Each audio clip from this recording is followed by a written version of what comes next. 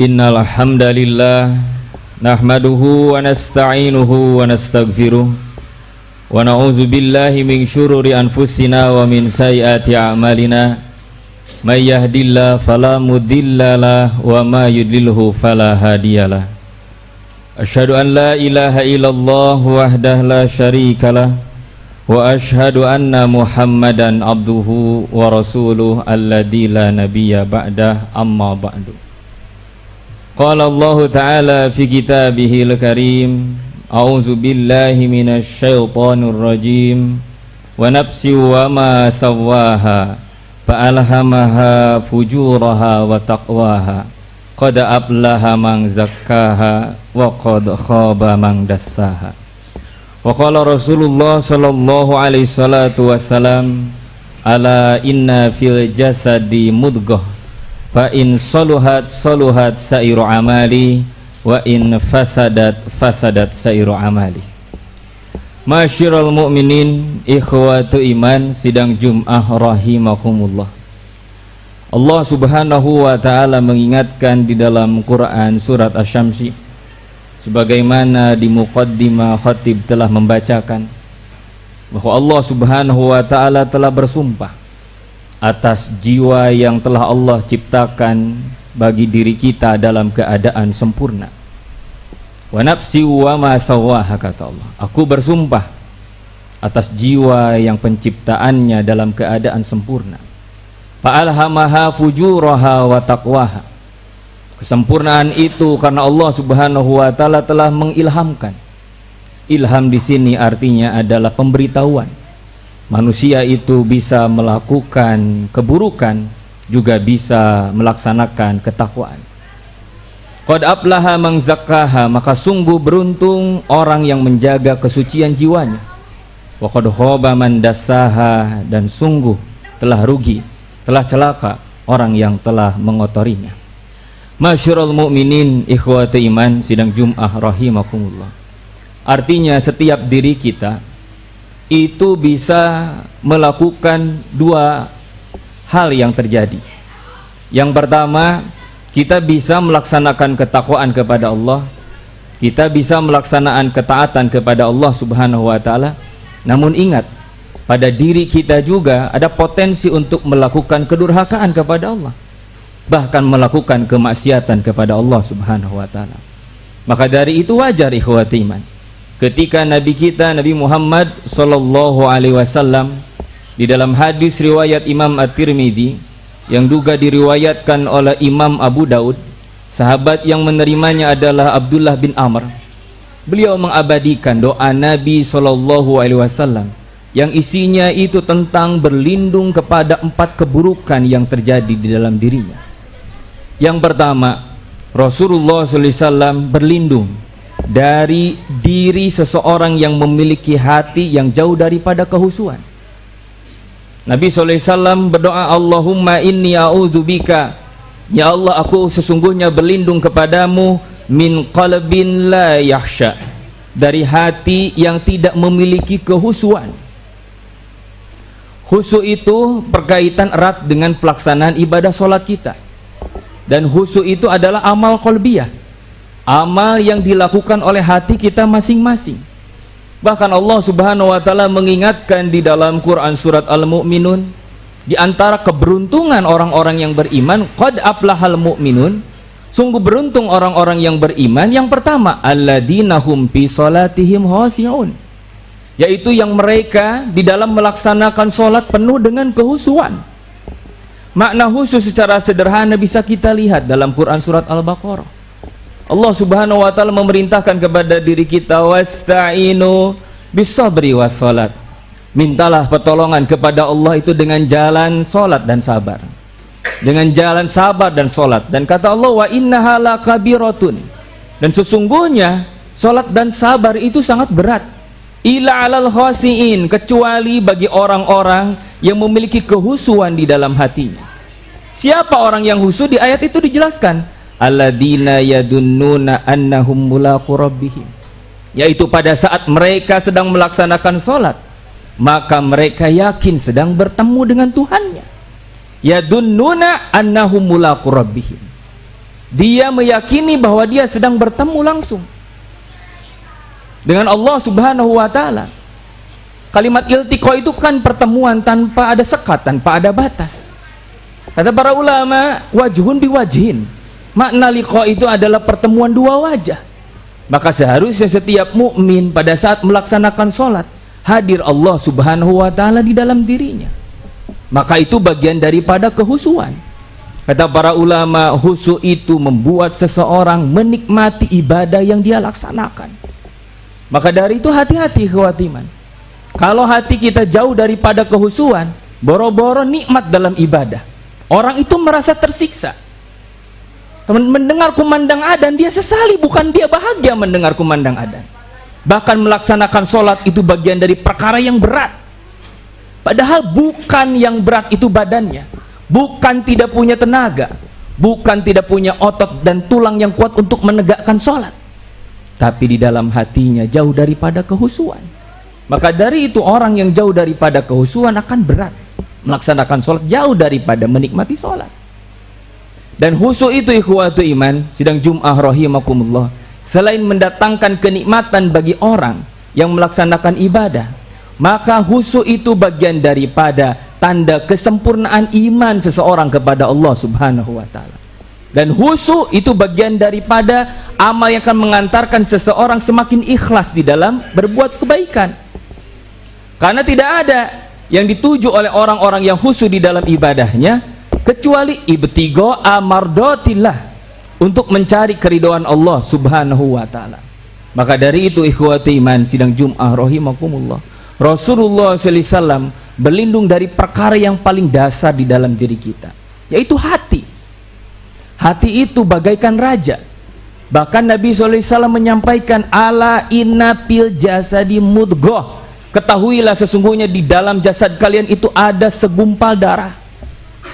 Fa in soluhat soluhat sairu amali. Kalau segumpal darah itu baik, maka akan membuat tubuhnya itu melakukan amal-amal kebaikan. Wa in pasadat pasadat sairu amali.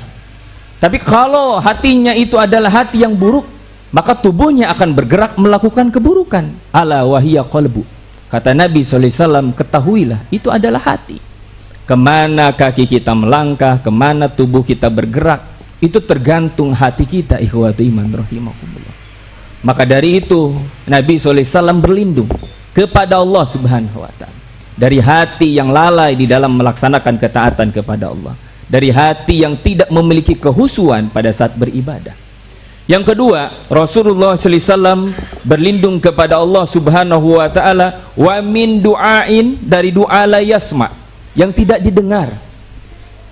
Saya membaca di dalam kitab Majmu'ul Fatawa Imam Ibnu Taimiyah, beliau mengatakan sesungguhnya Allah Subhanahu wa ta'ala itu mengijabah setiap doa, sebagaimana Allah Subhanahu wa ta'ala berfirman di dalam Al-Quran, ud'uni astajib lakum, berdoalah kalian kepadaku, niscaya aku akan ijabat doa-doa kalian. Namun ternyata ikhwati iman sidang Jum'ah rahimakumullah, ada penghalang daripada doa-doa yang membuat doa kita itu tidak dikabul oleh Allah Subhanahu wa ta'ala. Artinya bukan Allah Subhanahu wa ta'ala tidak mau mengabulkan doa kita, tapi ternyata ada hijab, ada penghalang, ada tabir di mana doa kita ini tidak sampai kepada Allah Subhanahu wa ta'ala.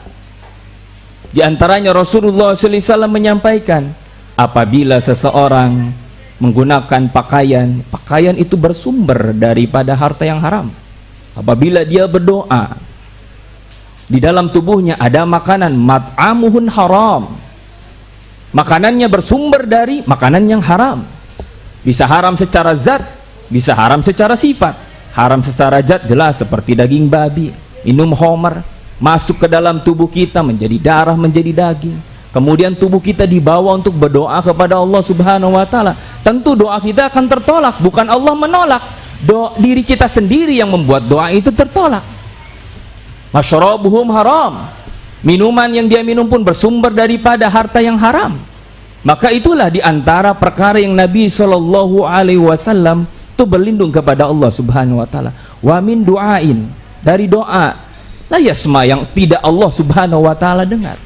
Padahal Allah Subhanahu wa ta'ala memiliki sifat maha mendengar, as-sami. Allah maha mendengar setiap doa-doa kita. Bahkan kata Nabi SAW, setiap kali orang itu berdoa satu, dia bisa diijabah sesuai dengan apa yang dia inginkan. Yang kedua, bisa ditangguhkan, nanti waktu yang tepat Allah Subhanahu wa Ta'ala mengabulkan. Dan yang ketiga, itu bisa jadi ganjaran pahala yang besar dari setiap dia terus menerus berdoa kepada Allah Subhanahu wa Ta'ala. Yang keempat, doa itu bisa menjadi kenikmatan bagi dirinya di surga. Dia tidak dapat di dunia, Allah Subhanahu wa Ta'ala akan kirimkan bagi dirinya nanti di surga. Perlindungan yang kedua, Nabi SAW berlindung kepada Allah dari doa yang tidak diijabah. Yang ketiga, Rasulullah SAW berdoa, wa min nafsin la tasba, dari nafsu ikhwati iman yang tidak pernah menemui kecukupan. Hati-hati, di dalam diri kita itu ada hawa nafsu ikhwati iman, dan nafsu ini harus dikendalikan oleh diri kita, bukan sebaliknya diri kita yang dikendalikan oleh hawa nafsu. Justru disitulah sebenarnya perbedaan antara manusia dengan binatang. Kalau binatang, mereka hidup dikendalikan oleh hawa nafsunya. Mereka lapar, makan, mereka minum, tidak pernah memperhatikan makanan dan minuman itu diperoleh secara apa. Kalau singa lapar, tidak peduli, dia harus membunuh dengan menerkam mangsa, tidak peduli. Maka manusia, kata Allah Subhanahu wa Ta'ala dalam Al-Quran, inna nafsa la amaratu bisu, hati-hati, sesungguhnya nafsu di dalam diri kalian itu mengantarkan kepada setiap keburukan-keburukan. Yang pertama, hati-hati ikhwati iman, kendalikan nafsu kita kepada perempuan. Sekalipun Allah Subhanahu wa Ta'ala mengingatkan dalam Al-Quran, itu bagian dari fitrah manusia. Zuyyina linnasi hubbus syahawati minan nisa. Manusia hidupnya menjadi indah dengan dikaruniai berupa keinginan terhadap perempuan. Quran tidak melarang, sunnah tidak melarang, Allah dan Rasulnya tidak melarang kita mencintai perempuan, bahkan menikmati perempuan silahkan. Tapi Allah dan Rasulnya mengatur bagaimana cara kita mencintai seorang perempuan dan menikmatinya. Wa ahalallahu nikah wa harrama sifah. Caranya Allah Subhanahu wa Ta'ala menghalalkan bagi diri kalian melalui pernikahan dan mengharamkan bagi diri kalian melalui perzinahan. Maka kendalikan diri kita. Dan nafsu kepada perempuan itu tidak akan pernah ada ujungnya. Kita bisa jadi mendapatkan satu perempuan, ingin mendapatkan perempuan yang kedua, ingin mendapatkan perempuan yang ketiga. Hatta orang yang berulang-ulang berzina dengan berbagai macam perempuan tidak akan pernah ada ujungnya. Hawa nafsu itu tidak pernah puas. Maka Nabi SAW berlindung dari keburukan nafsu yang ada di dalam diri kita. Yang kedua, hirsur alal mal, nafsu kita terhadap harta itu luar biasa ikhwati iman. Bisa tunggul di paduk, catang di rumpat, dia tidak lagi melihat halal haram berkaitan dengan harta yang harus dia dapat. Luar biasa dunia ini ikhwati iman. Makanya harta itu di Quran disebut al-malu, artinya sesuatu yang membuat orang itu sangat cenderung kepadanya. Hati-hati ikhwati iman. Selanjutnya nafsu kepada apa? Allah Subhanahu wa Ta'ala dalam surat Ali Imran menyampaikan, zuyyina linnasi hubbus syahawati minan nisa wal banina. Memiliki anak juga itu bagian daripada keinginan. Muqantarati minadz zahabi wal fiddah, nafsu kepada harta berupa emas dan perak yang bertumpuk. Wal khailil musawwamah, kuda-kuda pilihan, maksudnya kendaraan. Wal an'am, binatang ternak. Wal hars, perkebunan. Allah Subhanahu wa Ta'ala mengingatkan, kendalikan diri kita dari nafsu yang terkadang kalau kita tidak mampu mengendalikannya, nafsu tersebut akan mengantarkan kepada keburukan. Barakallahu li wa lakum.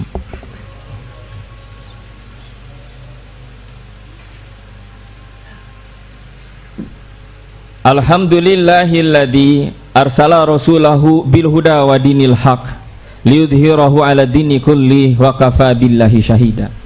Asyhadu an la ilaha illallah wahdah la syarikalah wa asyhadu anna Muhammadan abduhu wa rasuluh alladzi la nabiyya ba'dah, amma ba'du.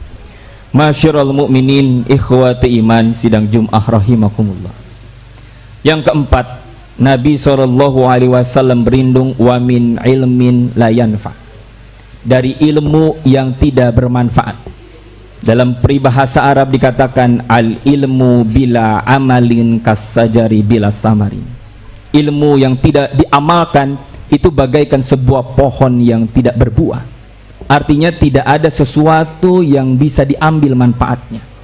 Thalabul ilmi itu bagian daripada kewajiban, tapi puncak daripada mencari ilmu adalah mengamalkan ilmu.